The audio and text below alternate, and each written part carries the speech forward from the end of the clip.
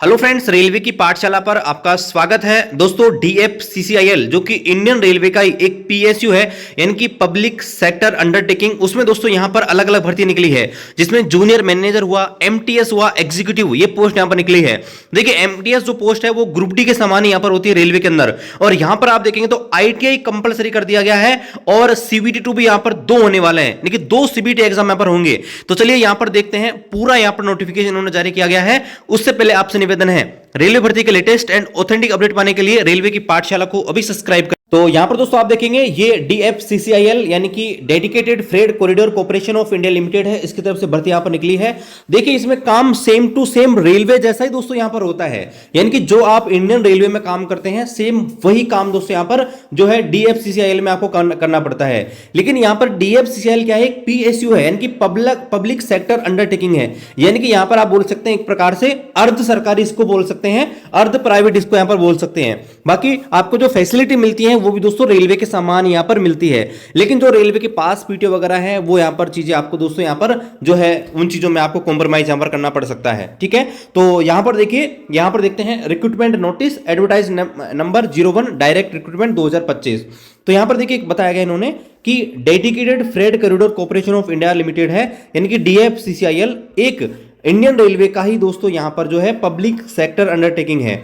और यहां पर आप देखेंगे तो इनके यहां पर जो है प्रोजेक्ट्स हैं इंफ्रास्ट्रक्चर के, वो यहां पर बहुत बड़े बड़े हैं। तो ऐसे इनकी कैपेसिटी बढ़ाने के लिए यहां पर आप देखेंगे तो वैकेंसी यहां पर निकाली गई है, और यहां पर आप देखेंगे तो इसके फॉर्म यहां पर 18 जनवरी से स्टार्ट हो जाएंगे, और 16 फरवरी तक आप दोस्तों के फॉर्म यहां पर ऑनलाइन कर सकते हैं। और यहां पर आप देखेंगे तो टेंटेटिव एग्जाम डेट के बारे में बता रखा है। CBT1 एग्जाम है दोस्तों अप्रैल 2025 में हो जाएगा, CBT2 एग्जाम है दोस्तों यहां पर अगस्त 2025 में होगा, और PET एग्जाम जो होने वाला है जो MTS पोस्ट के लिए, वो दोस्तों आपके अक्टूबर नवंबर 2025 में यहां पर होगा। और यहां पर देखिए लिंक दिया गया जिस पर आप क्लिक करके दोस्तों अप्लाई यहां पर कर सकते हैं। यहां पर दोस्तों हम आते हैं और यहां पर आप देखेंगे वैकेंसी टेबल आपको बता रखी है। देखिए, ये जो जूनियर मैनेजर की पोस्ट है वो दोस्तों रेलवे के अंदर आप देखेंगे तो यहां पर देखिए क्या चाहिए आपके पास in final examination of CA CMA from institute of chartered account, यानी कि ये एक प्रकार से CA की पोस्ट हो गई। तो यहां पर आप देखेंगे तो ये आपके टोटल जो है 3 वैकेंसी है। और यहां पर आप देखेंगे एग्जीक्यूटिव की जो पोस्ट है वो दोस्तों रेलवे के अंदर जो जूनियर इंजीनियर टाइप की पोस्ट यहां पर है, रेलवे में जो जूनियर इंजीनियर की भर्ती आती है सेम ही उसी हिसाब से यहां पर आप देखेंगे तो ये भर्तियां आती हैं एग्जीक्यूटिव की। ठीक है, यहां पर आप देख सकते हैं 3 साल का आपके पास डिप्लोमा डिग्री है, तो दोस्तों आप यहां पर अप्लाई कर सकते हैं। यहां पर देखेंगे सिविल की भर्ती है, तो सिविल में अगर आपके पास जो है 3 साल का डिप्लोमा है दोस्तों आप अप्लाई कर सकते हैं। इसी प्रकार से आप देखेंगे इलेक्ट्रिकल की है, तो इलेक्ट्रिकल में आपके पास 3 साल का डिग्री डिप्लोमा है, तो दोस्तों आप अप्लाई कर सकते हैं। यहां पर ये वैकेंसी रहा। SNT के अंदर एग्जीक्यूटिव की पोस्ट है, जहां पर आप देखेंगे ये आपके इलेक्ट्रिकल इलेक्ट्रॉनिक्स, इसके अलावा कम्युनिकेशन इलेक्ट्रॉनिक्स एंड टेलीकम्युनिकेशन, ये जो है इनके पास अगर आपके पास एजुकेशन क्वालिफिकेशन 3 साल का, तो दोस्तों आप यहाँ पर अप्लाई कर सकते हैं। इसके अलावा यहाँ पर देखिए जो यहाँ पर सबसे ज्यादा वैकेंसी है वो दोस्तों आपके मल्टीटास्किंग स्टाफ, जिसे यहाँ पर ग्रुप डी कहा जाता है। तो यहाँ पर ये ग्रुप डी की पोस्ट है, यहाँ पर आप देखेंगे तो सबसे ज्यादा वैकेंसी यहाँ पर आप देखेंगे ये ग्रुप डी की है। और यहाँ पर आप देखेंगे तो मेडिकल स्टैंडर्ड A2 रखा गया है, और A2 ही रेलवे के अंदर दोस्तों मैक्सिमम पोस्ट में भी यहाँ पर होता है, फॉन्ट्समैन वगैरह पोस्ट होगी उनमें यहाँ पर A2 मांगा जाता है। यहां पर आप देखेंगे तो matriculation plus minimum 1 year duration course completed, यहां पर दोस्तों बोला है कि भाई आपके पास जो है 10th plus national apprentice certificate होना चाहिए, या फिर 10th प्लस ITI यहां पर आपके पास होनी चाहिए। क्योंकि यहां पर आप देखेंगे ये जो वैकेंसी है 464 पूरी की पूरी यहां पर ITI या फिर अप्रेंटिस वालों को यहां पर दी जानी है। यानी कि दोस्तों नॉर्मली जो 10th पास कैंडिडेट हैं दोस्तों वो इसमें एलिजिबल नहीं है। जी हाँ दोस्तों, यहां पर ये जो भी वैकेंसी है सारी की सारी दोस्तों यहां पर 10th प्लस ITI या फिर 10th प्लस जो एक्ट अप्रेंटिस कर रखी है उनके लिए यहां पर रहने वाली है। अब यहां पर देखिए रेलवे में भी आपको पता है ग्रुप डी की भर्ती आने वाली है, देखना होगा कि यहां पर क्या कुछ होता है।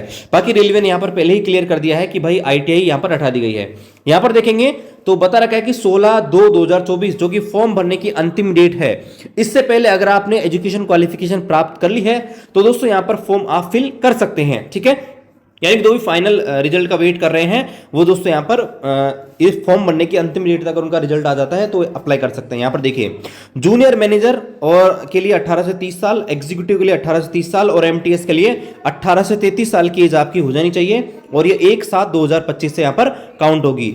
एज रिलैक्सेशन भी दिया गया है, SC ST वालों को 5 साल, OBC नॉन क्रिमिलियर को 3 साल का, ठीक है, और PWD वालों को अलग से यहाँ पर जो है एज रिलैक्सेशन यहाँ पर दिया गया है।